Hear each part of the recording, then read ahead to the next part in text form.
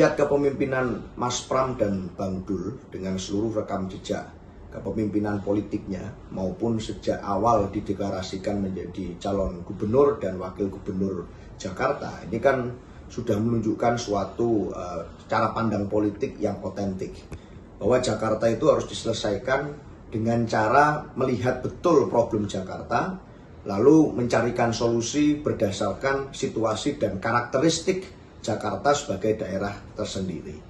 Maka tidak bisa pemimpin itu membangun suatu daerah hanya dengan imajinasi-imajinasi, tetapi harus dengan melakukan suatu sintesis gagasan dari berbagai pemimpin pendahulu yang pernah memimpin Provinsi Jakarta. Maka sedari awal Mas Pram melakukan komunikasi yang sangat baik dengan seluruh mantan gubernur Jakarta sebelumnya.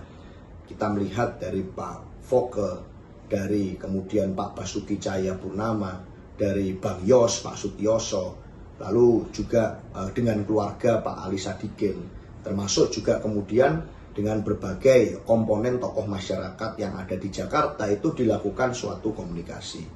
Oleh karena itu, dalam konteks itu hari ini pada saat beliau bertemu dengan Pak Anies Baswedan, ini menunjukkan suatu konsistensi sikap bahwa Jakarta ini harus dipimpin dengan cara Jakarta yang khas dan otentik.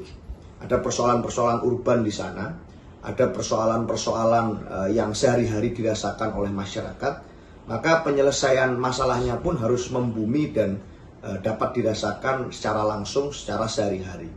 Ini hanya bisa ditemukan kalau adanya satu komunikasi yang baik, satu kehendak politik untuk meneruskan hasil-hasil baik yang pernah dilakukan oleh Gubernur Jakarta sebelumnya, dengan tentu saja meracik dengan adaptasi zaman yang terjadi di Jakarta saat ini. Nah, kampanye itulah yang dilakukan oleh Mas Pram selama ini. Sehingga tentu kami sangat senang hari ini saat Mas Pram bertemu dengan Pak Anies Baswedan.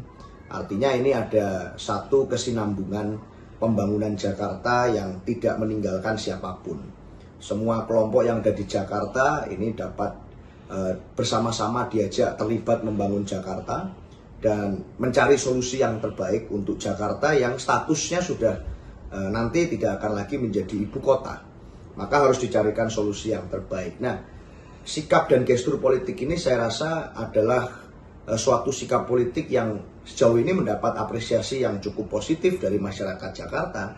Terbukti dari pergerakan survei pun dari waktu ke waktu trennya terus mengalami kenaikan. Sehingga kami yakin betul bahwa dengan cara seperti ini, masyarakat Jakarta akan merasa memiliki pemimpin yang tidak meninggalkan legasi-legasi dari kepemimpinan sebelumnya dan punya komitmen kuat untuk menuntaskan PR-PR yang belum selesai.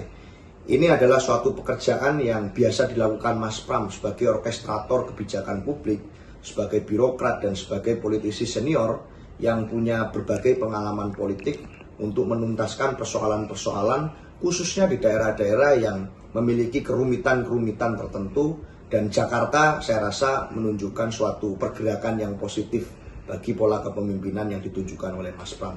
Jadi kami semakin optimis mendekati hari H pencoblosan nanti.